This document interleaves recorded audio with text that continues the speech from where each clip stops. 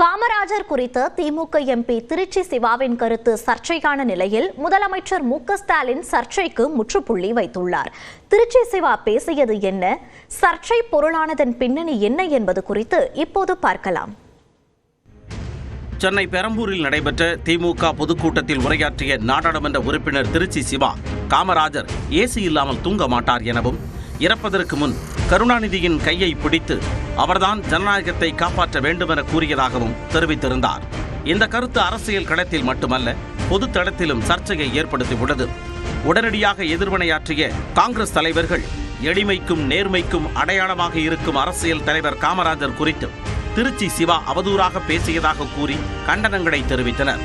காங்கிரஸை இழிவுபடுத்துவதே திமுகவின் நோக்கம் என்றும், திமுக கூட்டணியில் இருந்து காங்கிரஸ் வெளியேற வேண்டும் எனவும் பாஜக மாநில தலைவர் நயினார் நாகேந்திரன், முன்னாள் தலைவர் அண்ணாமலை உள்ளிட்ட பாஜகவினர் வலியுறுத்தினர். இதைத் தொடர்ந்து தனது உரையில் உள்ள செய்தியை விவாத பொருளாக்கிட வேண்டாம் என திருச்சி சிவா கேட்டுக்கொண்டுள்ளார். இதுகுறித்து அவரது அறிக்கையில் கல்விக்கண் திறந்த காமராஜர் என குறிப்பிட்டு பல மேடைகளில் உருக்கமாகவும் உணர்ச்சிகரமாகவும் தான் பேசியதை சுட்டிக்காட்டியுள்ளார்.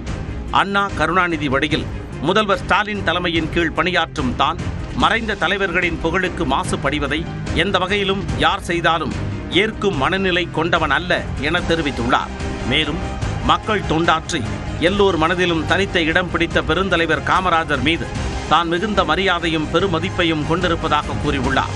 இதனிடையே காமராஜரின் பெயருக்கும் புகழுக்கும் களங்கம் விளைவிக்கும் வகையில் பேசியதாக கூறி திருச்சி சிவாவை அதிமுக பொதுச் செயலாளர் எடப்பாடி பழனிசாமி கண்டித்துள்ளார். தனது எக்ஸ் பக்கத்தில் பதிவிட்டுள்ள அவர், காமராஜர் மறையும் தருவாயிலான நிகழ்வுகள் வரலாற்று குறிப்பாக இருக்கும் போதே காமராஜர் கருணாநிதியின் கையை பிடித்து புகழ்ந்தார் என்பது எவ்வளவு பெரிய பச்சை பொய் என விமர்சித்து திமுகவின் வரலாற்று திரிப்புக்கு ஒரு அளவே இல்லையா என வினவியுள்ளார். இந்நிலையில் கலகமூட்டி குளிர்காய நினைக்கும் தீயவர்களின் எண்ணத்திற்கு இடம் கொடுக்க வேண்டாமென திமுகவினருக்கு முதலமைச்சர் மு.க.ஸ்டாலின் அறிவுறுத்தியுள்ளார்.